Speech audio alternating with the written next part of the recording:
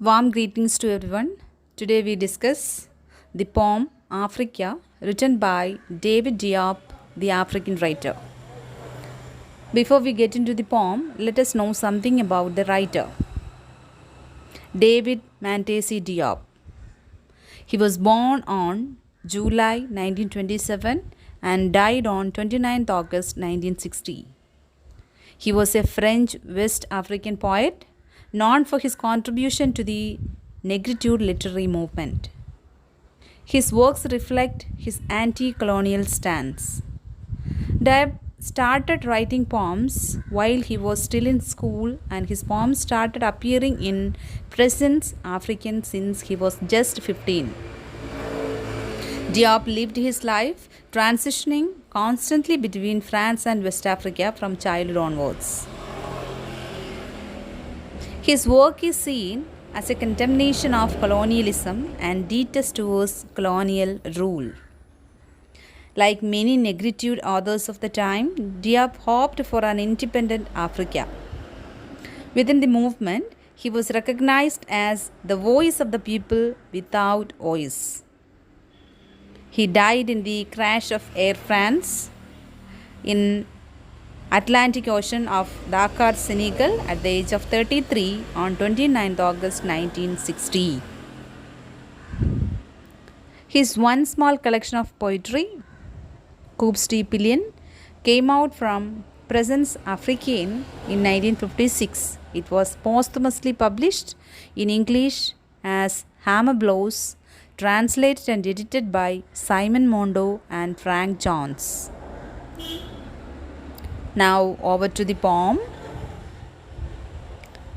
The poem starts with the narrator reminiscing about Africa, which he was not yet seen but knows from his grandmother's songs of his childhood. The usage of the phrase ancestral savannas shows that the poet's ancestry has to be traced to Africa even if he did not grow up there. Despite not being to Africa, he calls it my Africa to emphasize his sense of belonging as he describes the blackwood which flows in his veins as a descendant of the continent. The poet is saying that he does not recognize the nation since he grew up in a different country. That means he brought up in France. But the blood is African, and he could not have ignored that. The verses assume an angry and accusatory tone as he stresses that it is the blood and sweat of his people which is irrigating the fields of the colonialists without any benefit to the black people of Africa. He asks the black public to face the torment and the embarrassment that they are enduring in their own land. He further asks them to remember the majestic nature of their ancestors and fight back against all kinds of oppression. Notwithstanding this enduring, he encourages them to be solid and stay unbent and not let this break them regardless of the heaviness of their misery and suffering. Further, Diop goes on to urge the black African people to stand up to the humiliation and pain that they suffered in their own motherland, reminding them of the strength and pride they have in them.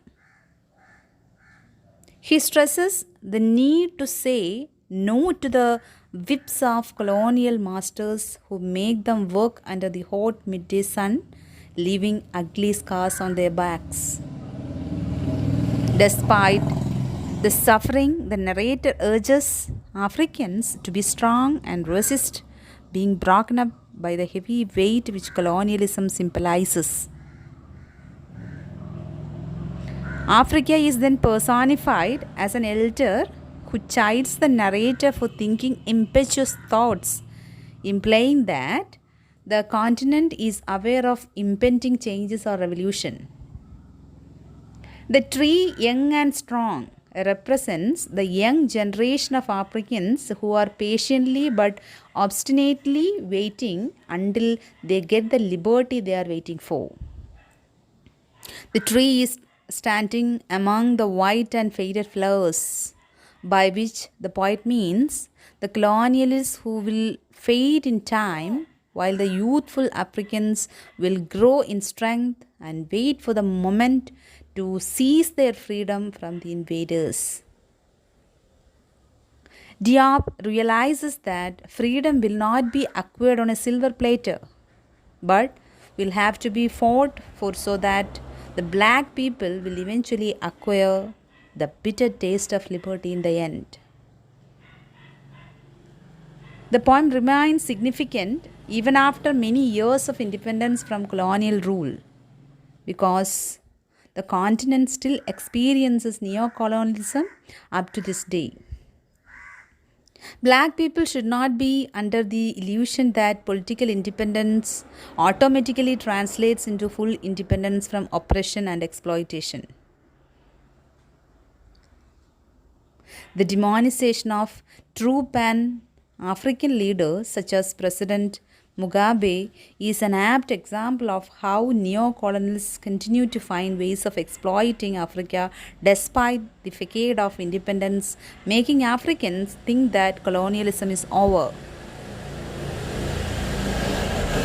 When President Mugabe calls for economic freedom as opposed to political freedom alone, the neo-colonial powers rush to point out that Africa is now free, when in actual fact it is only the faces in government who has been Africanized, whilst the benefits of the land and resources continue to be enjoyed by the Europeans. Thus, David Diop's poem continues to be relevant to Africa in the 21st century despite having been penned during the height of colonialism in Africa. So, when we talk about the theme of the poem is the hope of emancipation of Africans and acquiring the bitter taste of liberty. Thus, the poem revealed all the injustices done to the Africans. Thank you.